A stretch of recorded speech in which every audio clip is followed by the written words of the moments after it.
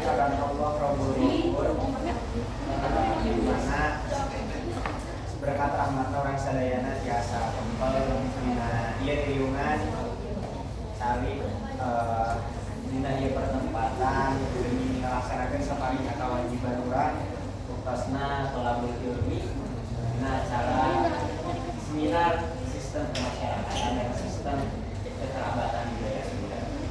Salawat sinarang salam kurang curang dipakai ke baginda orang sadayana kersana dibana wa nabiyana kang Nabi Muhammad sallallahu alaihi wasallam. Bacana ibu Nafis Daya MAG dan MAG diberi hormat sareng pamilon sadayana anu simkuring di cinta. Tacana tepangkeun kami abdi Muhammad Raihan di kelompok 5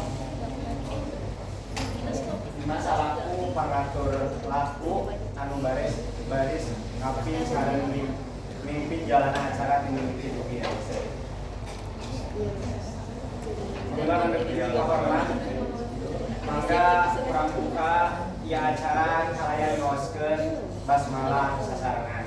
Bismillahirrahmanirrahim. Salajengna ngalindengkeun ayat suci Al-Qur'an sareng terjemah Asaderek Fikri Ramdhani sareng biasa sumangga dinaturan.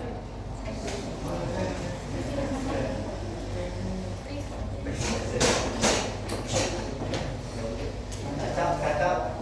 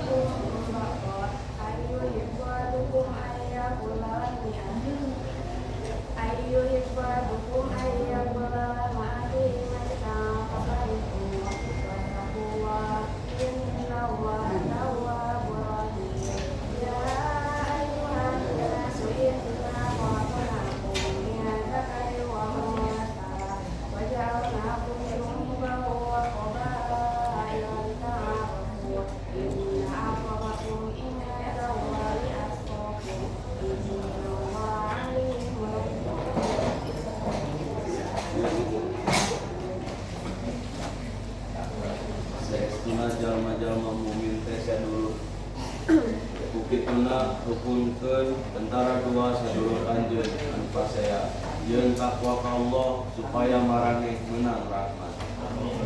Wahai jalma-jalma anu beriman, ulah nepi ka hiji jalma ngolok-ngolok kanulian. Sabab bisa jadi marenahkeun nu diolok-olok leuwih hade tibatan ngolok-ngolok. Jeung kumenang awewe ngolok-ngolok awe sejen sabab bisa jadi eta awewe nu diolok-olok leuwih hade tinimbang awewe nu diolok-olok. Tong silih kritik jeung ulah silih sebut ngaran nu goreng pang nama nyeta bajaro anu goreng kafir sanggeus iman jeung sing saha anu henteu tobat maka maranehna teh jalma-jalma anu zalim. Wahai jalma-jalma anu iman, jauhan minal paparang parasangka satemena sebagai parasangka teh dosa jeung ulah neangan kasalahan batur jeung ulah anu ngagosipkeun batur. Nah aya anu resep ngadahar daging dulurna anu maot tentu anjeun ngarasa disrespect jeung takwa ka Allah satemena Allah teh maha menerima tobat maha asih. Manusia sanjana kami geus ciptakeun aranjeun pihiji lalaki jeung pihiji awewe. Tuluy kami ngajadikeun aranjeun jadi bangsa-bangsa jeung bersuku-suku supaya aranjeun silih kenal. Saestuna anu pangmulia-muliana di antara aranjeun di sisi Allah nyaeta jalma anu paling takwa. Saestuna Allah Maha Uningan tur maha tutur. Sadaqallahul aliyyul azim.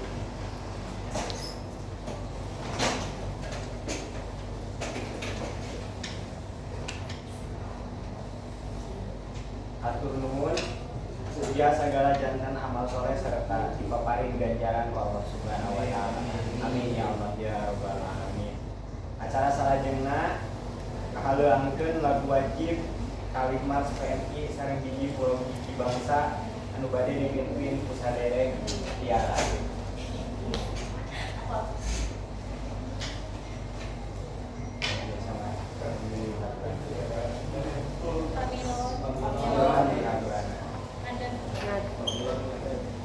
Diri aku meninggalkan diri.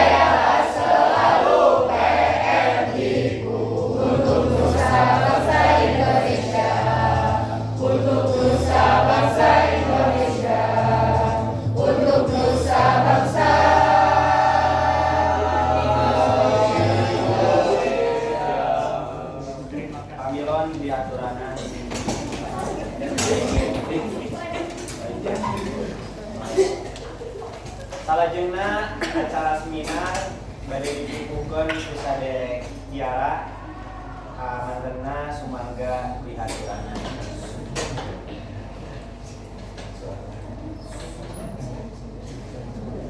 Assalamualaikum warahmatullahi wabarakatuh. Waalaikumsalam warahmatullahi wabarakatuh. Sampurasun. Leujeung ing kasadayana. Hormat Gotong salaku dosen budaya Sunda. Hilap oge ka pamilon anu dipikareus dipika cinta anu parantos audin dina acara. Alhamdulillah halayan rahmat sareng marunya di mantenna dina deugeut ayeuna urang tiasa ngariung mungkulung dina raraga acara seminar halayan jilja sistem kemasyarakatan jeung sistem kekerabatan masyarakat Sunda. Tepangkeun simkuring Tiara Putri Marsada salaku Panggu catur dina ieu acara. Hiji kehormatan kami simkuring biasa ngadeg dipayunikeun mimpin di acara. Mangga urang Bandungan riwayat hidup ti 2 permateri anu bade ngisi di acara. Nyaeta aya Kang Nasir sareng Teh Bijah. Kang Nasir lahir di Bandung 2004. Ayeuna yuswana parantos 21 tahun. Kami Teh Bijah lahir di Jampang 2002. Sumatuni 2004. Ayeuna yuswana parantos 20 tahun. Kekinten sayana Kang Nasir sareng Teh Bijah teh seueur pisan prestasina sareng pengalaman anu leuwih loba. Wah, saya pisannya. Kepada punten yang belum ada waktos, mangga urang langsung wae kana acara deui ka Kang Nasir sareng Teh Bijah. Waktu sareng tempat mangga datang.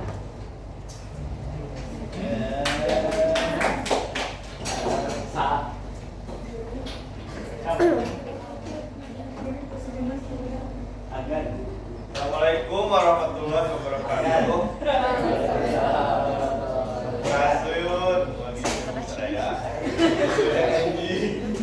Kebakeun simkuring Bapak Nasir selaku pemateri sareng rerencangan api. Siti Nurhadijah. Selaku pemateri kedua, mana dini simkuring bakal nerangkeun tentang sistem kemasyarakatan sareng sistem kekerabatan.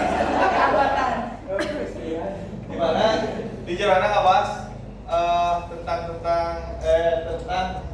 sistem kemasyarakatan. Langsung saja ya teman-teman pembahasan. Itu yang pertama sistem kemasyarakatan. Ada pikukuh dulu. Tahu nggak apa artinya itu pikukuh? Nah, jadi pikukuh 3 ini yaitu tuntunan, artinya itu tuntunan kesempurnaan hidup. Boleh dibaca teman-teman. Sistem kemasyarakatan Sunda terkait erat dengan sistem pemerintahan, yaitu pikukuh dulu atau hukum tangtu. Jadi hukum tangtu saya itu hukum anu menyesuaikan dengan agama. Tuh, teman-teman. Konsep ini menjadi dasar penerusan sistem pemerintahan masa lampau, didukung oleh naskah Sunda Mumpun seperti Sanghyang Siksa Kanda, Sanghyang Siksa Kandang, Karesian atau disingkat dengan SSKK dan Cerita Parayangan atau CP. Nah, terus di dalam isi dari Sanghyang Siksa Kandang Karesian terdapat dasa prebakti. Nah, teman-teman, tahu nggak apa itu dasa prebakti? Nah, kalian pernah pramuka belum? Saya pernah pramuka. Dasa itu tahu nggak apa artinya dasa? Dasa itu artinya 10. Sedangkan prebakti yaitu artinya berbakti. Beda. Mengurai dasa. Nah, Sanghyang Siksa Kandang Karesian atau SSKK mengurai dasa prebakti. Terus berbaktian dan mengatur hubungan hierarkis dalam masyarakat. Mulai dari ini silakan makanya.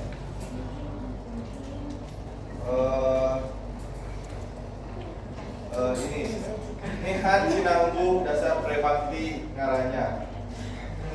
Anu kahiji anak bakti di bapak, yaitu artinya anak berbakti kepada bapaknya.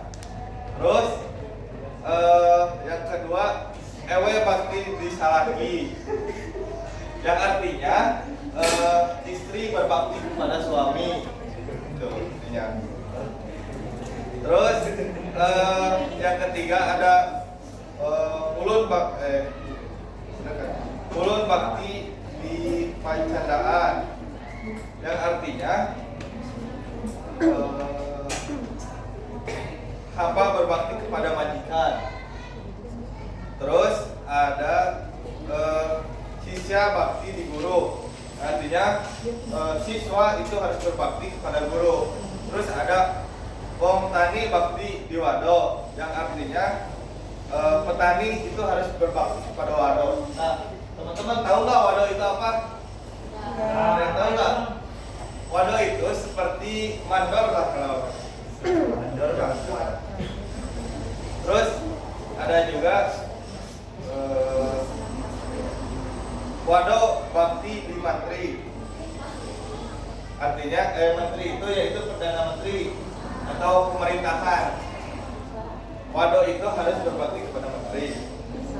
Terus ada juga menteri bakti di nanggaan. Nah, nanggaan itu yaitu kepercayaan.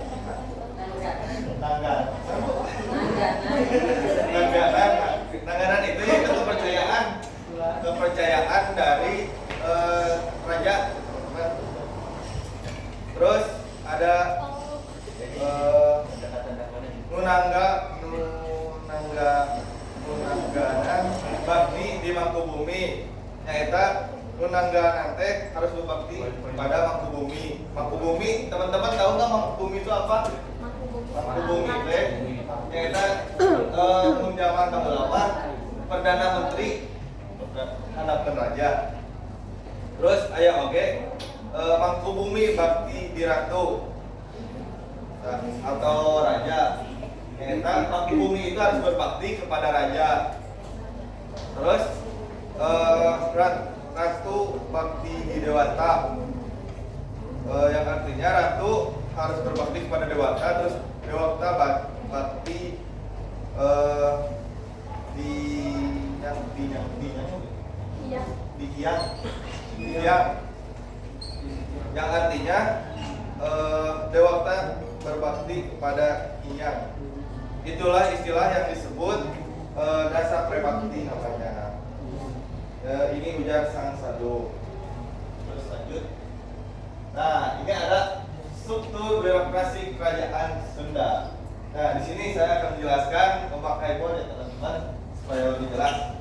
Jadi gini teman-teman, itu ada raja dan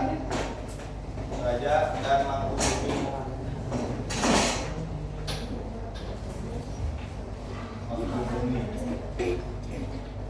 Nah, Mangkubumi ini di sini sebagai bawahan raja, yang mana Mangkubumi ini gini nih contohnya teman-teman supaya nggak pusing.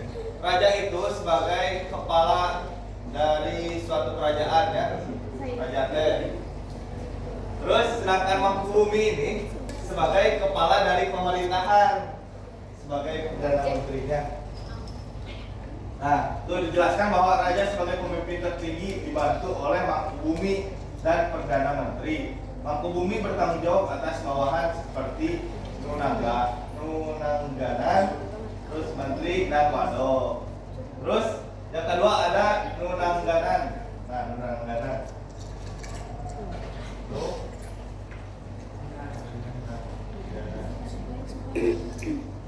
Tuh dijelaskan, jabatan nunangganan adalah pejabat yang dipercaya raja, seringkali mengurus putri raja, menunjuk kedekatan dengan pusat kekuasaan. Jadi nunangganan teh nyaeta eh, seorang yang dipercaya ke raja itu teman-teman. Stafsus. Nah, ada stafsus atau namanya tangan kiri tangan kanan. Terus tukang tiru ada raja bawahan dan sahdan. Nah, raja bawahan itu akan bahwa raja bawahan membantu raja pusat dalam mengelola daerah untuk perniagaan. Raja diwakili oleh sahdan yang tidak atas nama raja Sunda. Jadi raja bawahan yang menguasai beberapa daerah lokal, contohnya di Cipadung ya, ada kerajaan namanya kerajaan Cipadung, tapi masih dinaungi oleh kerajaan Bandung misalnya seperti itu. Jadi kerajaan lokal, kerajaan bawahan raja bawahan Terus sah bandar, naon sih sah bandar nyata kawas penagih pajak atau yang mengelola sistem keuangan gitu ya. Jadi itu lanjut. Terus ada prinsip kepemimpinan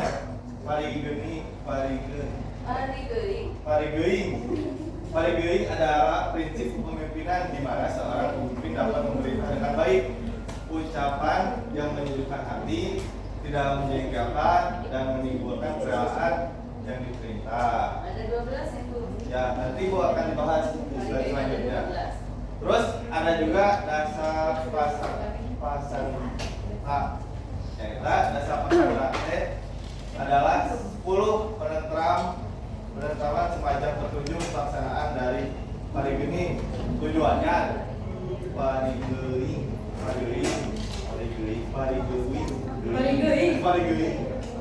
Tujuannya adalah menenangkan hati bawahannya agar melaksanakan tugas dengan kerelaan dan semangat. Terus dilanjut, di sini ada penjelasannya, di mana 10 penentraman dasar pasar adalah yang pertama guna, ternyata perintah itu harus jelas manfaatnya. Jadi kalau kita merintah itu harus jelas manfaatnya bagi rakyat. Terus yang kedua ada ramah. Nah, ini disampaikan dengan kewajaran dan keramahan. Ketika kita memerintah itu harus menimbulkan wajah ramah gitu terhadap yang akan diperintah. Terus yang ketiga ada hok orang misalnya minta sehingga orang lain bisa kagum. Bukan seperti bacaan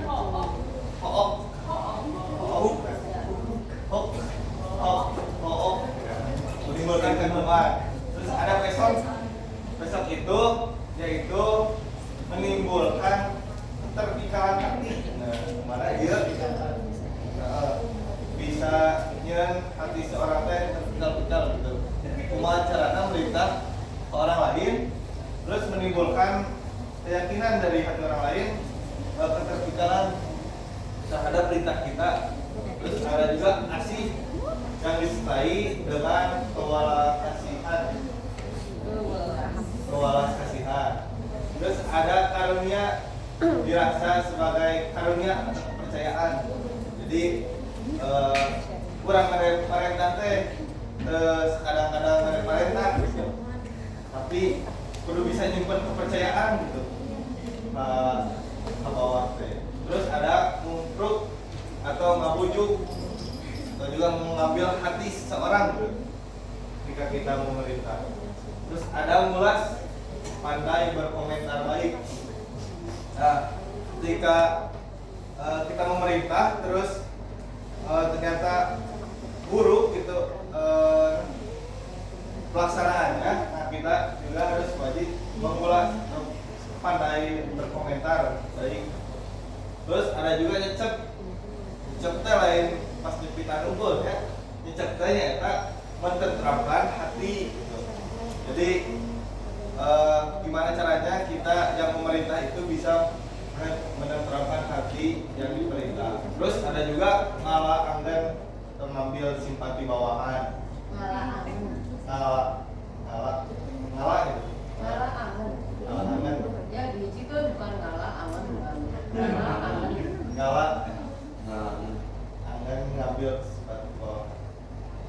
Lanjut. Nah, di sini ada kelola pertanian dan perubahan nama. Terus yang pertama ada sistem ekologis pertanian. Itu parigoingnya belum, Pak. Oh, Parigoing itu 12, ada emen, imes. Oh ya. Katulisnya pun ada.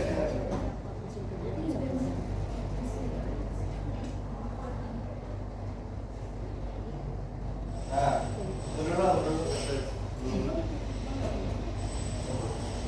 terus di sini sebelumnya kita membahas tentang parigoing. Parigoing kayaknya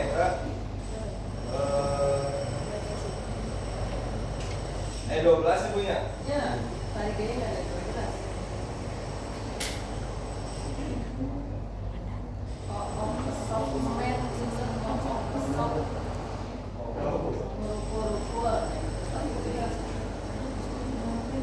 Ya boleh sok nanti Soalnya dicatat Bu, sama ininya. ini enggak lihat di sini.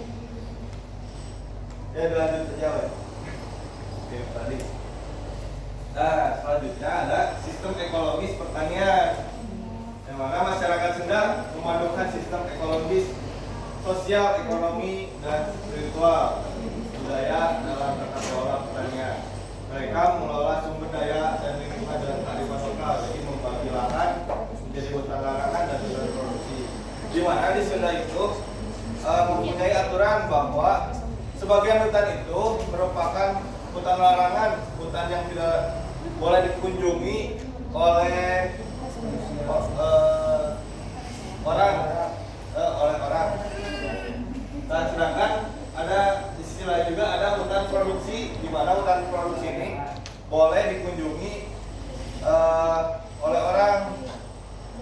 Nah, hutan larangan ini, teman-teman kembali lagi, hutan larangan ini hanya bisa dikunjungi oleh beberapa orang.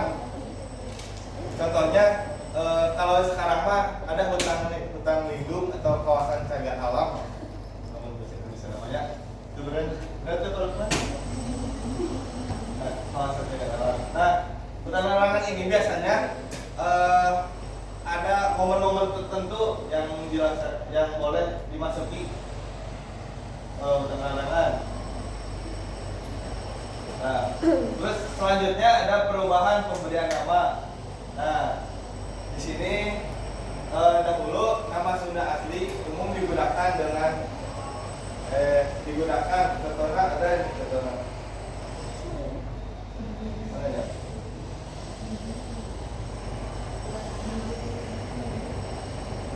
Nah, ini pada masa lampau nama-nama yang diberikan kepada anak yang baru lahir biasanya nama Sunda asli seperti Istam, Astin, Ruslan, Misran, Safan, dan Sapair untuk anak laki-laki. Nah, di sini teman-teman ada nggak kakeknya yang punya nama tersebut seperti Ustam, Istam, Ruslan, Ruslan. Ah, berarti itu tuh nama Sunda asli ya teman-teman. Bapak Salman?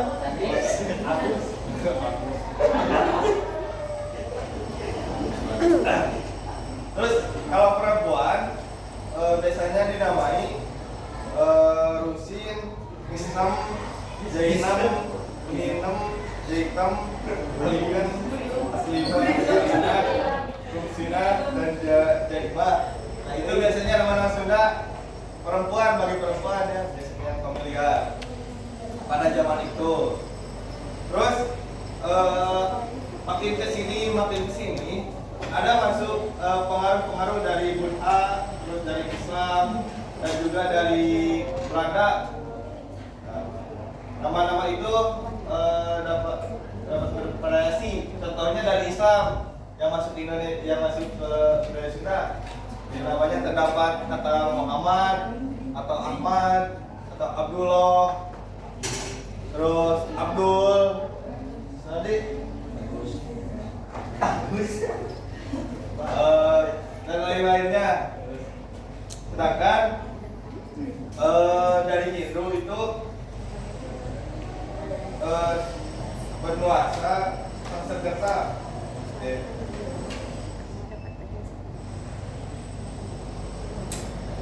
Nah, dari Hindu itu biasanya suka masuk nama-nama Sanskerta seperti Citra, Sukarya, Jatmika, Ningsi, dan Ratnadi. Nah,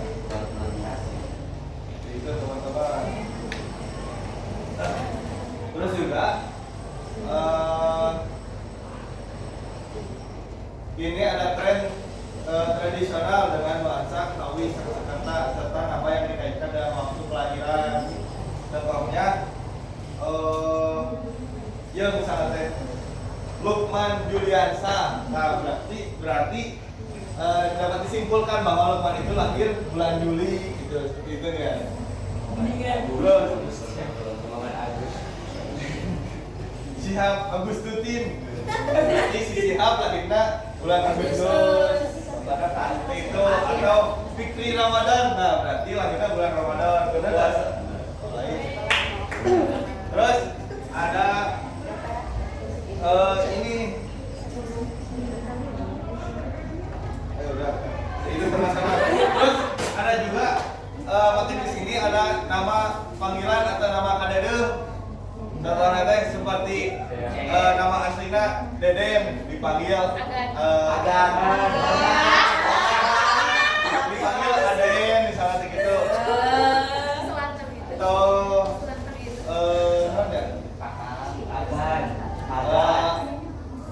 contohnya teh Nasir misalnya disebut Nasir. Cecep disebutnya Cecep. Karena gitu ya teman-teman. Ternyata disebutnya nama kadede. Misalnya teh Panija disebut Ija misalnya. Gitu. Itpi misalnya teh disebut Tokyo. Nah, itu nama kadede. Nah, udah. Mungkin segitu teman-teman yang dapat saya presentasikan. Kurang lebihnya mohon maaf. Namun bila ada kekurangan teman-teman dapat dipahami ya di buku bahasa Sundanya masing-masing. Kalau ada yang masih bingung bisa ditanyakan kepada saya. Nanti di akhir season. Gitu sekian dari saya. Dilanjut oleh Khadijah.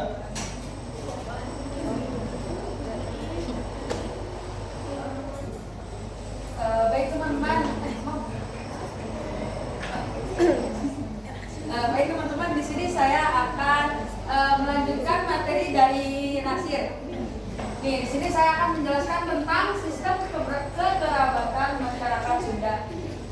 Definisi kerabat. Kerabat didefinisikan sebagai orang sedaerah atau dekat, baik dari pihak istri maupun suami. Menjalani hubungan baik dengan kerabat yang penting dalam masyarakat Sunda. Nah, jadi kerabat itu didefinisikannya itu adalah orang sedaerah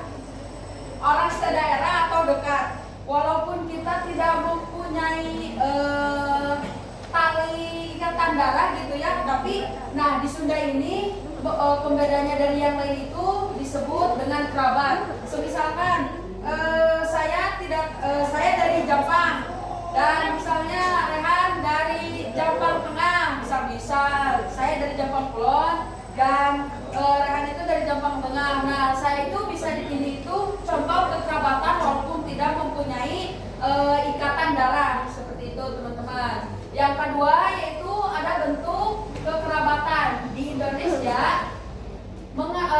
Mengenal 3 bentuk kekerabatan, yaitu matrilineal. Matrilineal ini adalah sistem kekerabatan yang menarik garis keturunan dari pihak ibu. Dalam sistem ini, anak-anak baik laki-laki maupun perempuan dianggap terhubung dengan keluarga ibunya, dan hak-hak seperti pewarisan atau gelar keluarganya biasanya mengikuti garis keturunan perempuan atau dari ibunya. Contohnya yaitu masyarakat yang menganut Islam.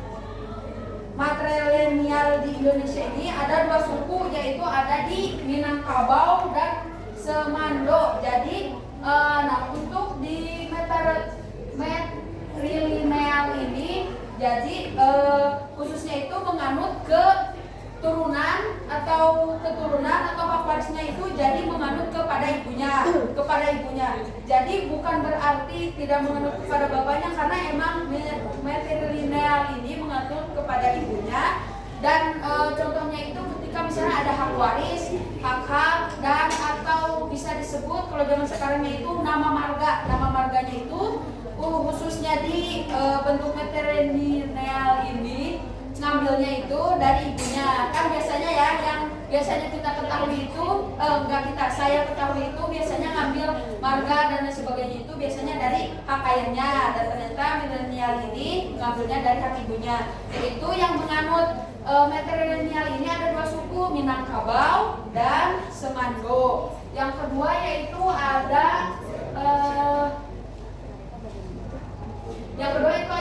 patrilineal. Nah, patrilineal ini baru dari garis ayahnya, dari keturunan ayahnya. Jadi sistem kekerabatan yang menarik garis keturunan di pihak ayahnya. Dalam sistem ini, silsilah keluarga, hak waris, dan identitas keluarga diturunkan dari ayahnya ke anak-anaknya. Anak laki-laki biasanya dianggap lebih penting dalam penerusan keturunan keluarga, dan hak-hak utama warisan itu cenderung diberikan kepada hak anak laki-laki. Contoh masyarakat patrilineal ini di Indonesia yaitu ada 3 suku. Yang pertama itu ada Batak, Bali, dan Lampung. Nah, jadi kalau dari paribahasa Sundanya mah yang ini nih, lalaki mah panjang lengkah dibandingkan cewek. Nah, itu tuh ternyata memang benar ada bentuk-bentuknya, dan itu tuh termasuk dari bentuk patrilineal seperti itu. Yang ketiga yaitu ada bilateral. Bilateral ini atau perenal adalah sistem kekerabatan yang menarik garis keturunan dari keduanya. Nah, bedanya itu kan yang pertama itu ada matrilineal itu dari ibunya, patrilineal itu dari ayahnya. Nah, sedangkan bilateral itu dari ibunya. Jadi sistem kekerabatan yang menarik garis keturunan dari kedua belah pihak, yaitu dari ayah dan ibu secara bersamaan. Dalam sistem ini, seorang anak menjadi anggota keluarga dari pihak ayah maupun ibu, dan hubung kekerabatan serta hak-hak keluarga diakui dari kedua garis belah pihak. Sistem bilateral ini sangat banyak dianut oleh masyarakat, yaitu ada Jawa, Sunda, terus Madura, Bugis, dan Makassar. Jadi memang bisa dua-duanya ya, seperti itu. Contohnya ayah saya itu misalnya mempunyai marganya itu Armstrong, sedangkan ibu saya itu mempunyai marga Syafi'i misalnya, tapi fakta. Ya, seperti itu. Jadi boleh diambil dua-duanya, boleh disingkat ataupun tidak, dan memang anaknya itu mempunyai hak atas kedua keluarganya tersebut. Itu baik. Nah, belum satu lagi. Nah, yang satu lagi itu kekerabatan Sunda atau sama dengan kita bisa disebutnya itu Baraya. Masyarakat Sunda, Patran menyebut semua orang yang masih mempunyai pertalian kekerabatan sebagai Baraya. Istilah lain seperti pula kadang dan kadang kini kurang dikenal, mungkin padanannya adalah dulur. Jadi kerabat Sunda itu tidak melihat warna kulit dan lain sebagainya. Jadi tidak membeda-bedakan. Pokoknya selagi kita kenal, walaupun kita itu tidak mempunyai darah gitu ya, tidak mempunyai darah yang mengalir di internet kayak kerabat keluarga seperti itu, pasti disebutnya itu dengan dulur. Seperti itu teman-teman. Jadi umum itu mah mau ke siapapun itu, di sini dijelaskan bahwa masyarakat Sunda kontemporer menyebut semua orang yang masih mempunyai pertalian kekerabatan sebagai baraya atau bisa disebut dulur tadi seperti itu. Nah, di sini fungsi dan istilah kekerabatan, penegasan kedudukan. Kekerabatan menegaskan kedudukan individu dalam jaringan hubungan konsensual, pertalian darah, dan afial atau melalui perkawinan. Afinal. Nah, di sini dijelaskan penegasan kedudukan adalah proses atau aturan menerapkan setiap anggota keluarga atau masyarakat pada posisi tertentu sesuai sistem kekerabatan yang dianut, baik itu matrilineal, patrilineal maupun bilateral seperti itu. Terus yang kedua itu ada penentu perilaku. Jadi istilah kekerabatan yang berhubung secara struktural menentukan perilaku yang diharapkan dari orang lain atau dari kita kepada mereka berdasarkan susunan hierarkis. Nah, jadi penentukan perilaku dalam sistem kekerabatan itu adalah hasil dari aturan, norma, dan nilai yang berlaku dalam masyarakat sehingga setiap individu bertindak sesuai peran dan kedudukan kerabatnya demi menjaga kehormatan, ketertiban, serta berlanjut tradisional dan budaya seperti itu. Jadi penentuan perilaku ini bisa dilihat dari kenapa ada penentuan peraturan itu, karena hasil dari aturan, norma, dan nilai yang berlaku. Tuh. Yang ketiga yaitu ada dengan. Nah, dengan ini di masyarakat Sunda kontemporer orang yang tidak memiliki pertalian kekerabatan disebut dengan. Nah, bedanya dengan dulur itu ternyata tadi kalau dulur itu mempunyai darah yang mempunyai ikatan darah gitu. Ternyata nah dengan itu tidak ternyata umum, boleh untuk siapapun itu, jadi tidak melihat suku dan tidak membeda-bedakan. Nah, jadi semisal walaupun dimanapun itu, walau tidak memiliki pertalian kekerabatan disebutnya dengan seperti itu teman-teman. Seperti itu teman-teman, mungkin hanya cukup sekian yang saya sampaikan. Saya kembalikan lagi kepada Bu Moderator.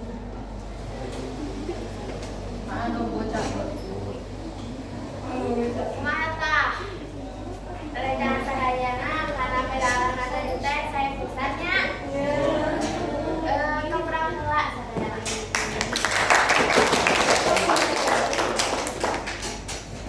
Materi parang didugikeun ku Kang Nasir sareng Teh Hija di ayat kesalahan di pameran semoga diaturana. Tapi dia atos ayat nulicet patarosan di rumah bade dijawab nyatu Nasir mangga orang sebagian cara sama penalasannya nyata bagaimana sistem ekologis masyarakat Sunda terhadap sistem pertanian sawah. Ya, mangga dijawab.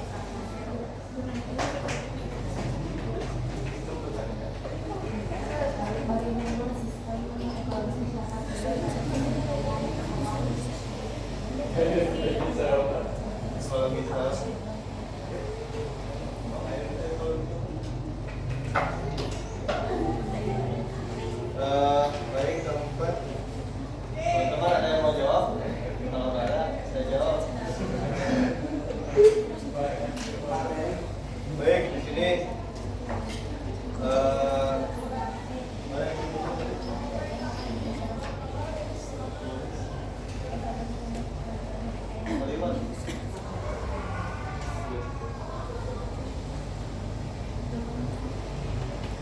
di sini sudah dijelaskan ya Kang Lukman bahwa masyarakat sudah itu memadukan ekologis, sosial, ekonomi dan spiritual. Nah, yang ditanyakan itu mengenai sistem ekologis pertanian sawah. Nah, yang dijelaskan di sini ya, sebelumnya saya jelaskan dulu ya, bahwa sawah itu merupakan sebuah lahan di dataran rendah, teman-teman. Sedangkan yang dibahas sini merupakan ekologis bagian alam hutan. Contohnya ada hutan lindung dan ada hutan produksi. Nah, hutan lindung itu yaitu hutan yang tidak boleh dijamah oleh orang-orang, sedangkan hutan hutan produksi itu yaitu hutan yang boleh ditanam oleh manusia dan boleh juga diproduksi isi dalam hutan tersebut, diambil manfaat dari isi hutan tersebut. Terus hutan produksi ini juga banyak bermanfaat bagi masyarakat, di antaranya dalam sektor pertanian. Contohnya menanam tumbuhan-tumbuhan atau buah-buahan di dalam hutan tersebut. Sedangkan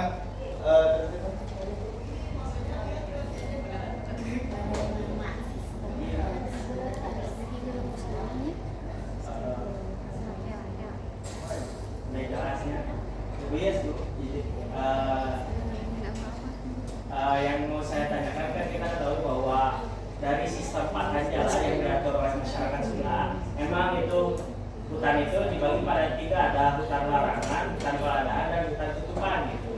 Nah itu mah udah beres. Yang mau saya tanyakan, apa yang ditawarkan itu ke masyarakat Sunda dahulu terhadap sistem pertanian sawah. Misalkan contoh kan di sawah sekarang ada sawah hijau, sawah kuning gitu. Area-area nanti apakah itu memang sudah ada dari dulu dari masyarakat Sunda atau gimana gitu? Ini mah kan berbicara tentang gunungnya, ini mah gunung larangan, tutupan waladahan gitu. Ini mah sistem persawahannya gitu. Dari sistemnya ekologis orang Sunda, biar kelestarian alam itu dijaga gitu.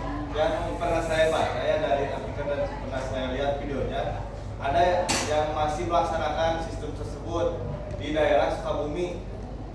Teman-teman pernah dengar mungkin atau pernah lihat artikelnya bahwasanya di sana itu menanam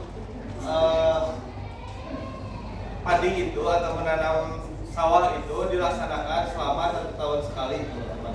Yang mana itu untuk membuat ekosistem yang ada di daerah tersebut bisa berproduksi secara alami gitu. Jadi namun dilakukan setahun sekali mah cina tanah atau daerah tersebut yang ditanami oleh sawah itu bisa berkembang dengan baik.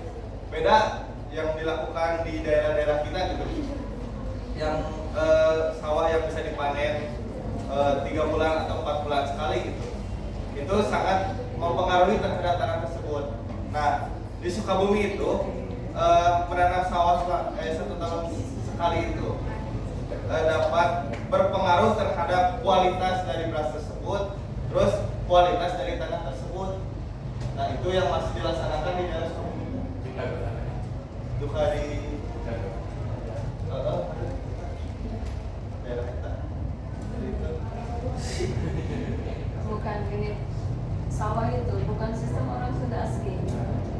Jadi sawah itu dari Mataram, sistem sawah yang sekarang di dataran rendah kemudian diairi itu sebenarnya bukan budaya asli orang Sunda, tapi ini budaya yang dikembangkan oleh orang Sunda dan aslinya itu dari Mataram. Kenapa begitu? Karena pernah terjadi pertukaran budaya. Sunda ini kan pernah dijajah oleh Mataram gitu ya, kasarnya itu. Sedangkan daerah Sunda itu kemarin di sejarah itu sudah pernah, daerah Sunda itu pernah digadaikan ke penjajah oleh Mataram. Jadi banyak sekali budaya Mataram yang diserap kemudian berkembang di daerah Sunda. Di antaranya dalam sistem ekonomi itu sistem sawah, kasawahan. Dalam seni itu pupuk. Jadi pupuk itu bukan asli orang Sunda, tapi dari Jawa Mataram gitu ya. Sunda mah Jawa Barat, itu dari Jawa Tengah, Jawa Timur. Itu ada 2 yang diidentifikasi. Sawah asli orang Sunda itu huma. Ngamuma, tahu ngamuma? Nah, ngamuma itu menanam padi di kebun, tidak diairi. Nah, justru mungkin sekarang di daerah Garut, di daerah Cisompet, saya dengar itu masih ada ngamuma, ya, namanya ngamuma. Nah, ini sistem asli menanam padinya orang Sunda. Dulu di zaman nenek kakek saya, ngamuma itu masih terkenal, masih banyak gitu ya. Kalau ada kebun-kebun kosong itu di belakang pare ngamuma. Tapi sekarang semakin jarang. Sekarang hari ini rumah itu masih di daerah Garut itu Garut Patirulan, di daerah-daerah tertentu itu masih ada. Di Sukabumi itu mungkin masih ada, tidak hanya di Ciptagelar, ya. Dan biasa padi yang ditanamnya itu beras merah. Itu padinya tinggi-tinggi kalau nggak huma itu, karena nanti biasanya huma itu di etem ngalanya. Yang asli orang Sunda itu ngalah pada itu pakai etem. Tahu etem? Tahu. Cari aja lah di ini etem yang kayak apa buat ngalah pare kan. Jadi etem disimpan di sini truk gitu. Saya juga praktek udah pernah ini pada tuh bisa gitu ya kalau karanggeut. Itu butuh keterampilan khusus buat petani. Ada FM kurang dari seginilah panjangnya. Nah sekarang kan padi itu diarit. Sekarang banyaknya diarit ya. Di sebagian daerah sudah ada yang pakai mesin gitu.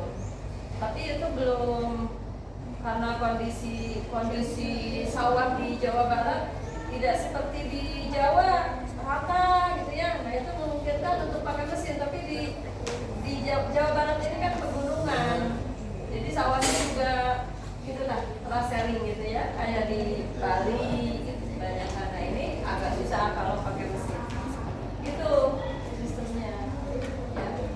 Pakai bunga lebih enak ya, lebih berkualitas buatnya tidak. Nah kalau padi yang di sawah itu membutuhkan air yang stabil tiap hari. Kalau rumah enggak. Kalau rumah itu kalau musim hujan yang mengandalkan hujan, kalau musim kemarau paling hanya disiram aja. Jadi kalau pare rumah tidak harus pakai air tiap hari karena kering jika melak jagung gitu. Nah justru kalau setahun sekali ini agak susah sih. Dengan program sekarang swasembada pangan Indonesia itu pernah dicapai pada zamannya Pak Soeharto. Kesini kita beras mahal. Nah sekarang Prabowo sedang mencanangkan lagi swasembada pangan. Di Jepang malah panennya itu diusahakan setahun 4 kali. Nah kalau di kita setahun sekali, wah kelaparan ya. Jadi ada teknik mungkin untuk mengembalikan keasaman tanah. Saya ingat waktu galunggung meletus itu tanah-tanah kita itu kering, nggak bisa ditanami. Sudah lahir belum? Belum. Galunggung meletus saya lupa. Saya itu SD, tapi belum ada lahir. Masih di mana? Sampai sampai galunggung itu di Tasik, nah ke Garut itu debunya itu nyampe. Saya ingat waktu itu sekolah masih SD, masih takut gitu karena gelap. Nah setelah galunggung itu abu yang mengandung residunya, nah itu sampai pertanian jeruk Garut hancur. Kalau nggak salah itu saatnya ketika galunggung meletus. Dulu kan jeruk Garut itu memang betul-betul enak dulunya, tapi sekarang kan kalaupun ada hasil dulu enggak. Nah itu kalau tidak salah mulai hancurnya jeruk Garut itu ketika galunggung meletus. Wilayah lain juga semua terkena ya. Nah di situ terjadi tanah itu pokoknya tanah kering, tidak subur lagi. Makanya ada upaya dulu itu mengembalikan keasaman tanah itu pakai kapur kalau nggak salah. Jadi ada nggak tahu kapur apa, tapi saya masih ingat itu tanah itu diauran kapur. Katanya itu untuk mengembalikan keasaman tanah. Ya, begitulah. Udah aja. Ya, udah habis. Parantos, Juli, Nina, akhirnya asal sebenarnya kita dari Aymana, Sinturi, Kiari, Firman Sandra, Salamu, Pandu Catur, Ngatur Kemuan, Salam, Adayana, Namun Aku Parantos, Ilhium, Tur, Ngadukan di acara Dunika Ayeuna. Mugia naon anu parantos urang regepkeun dina ieu acara tiasa janten manfaat kanggo urang sadayana. Apunten di aya perkiraan atau nanti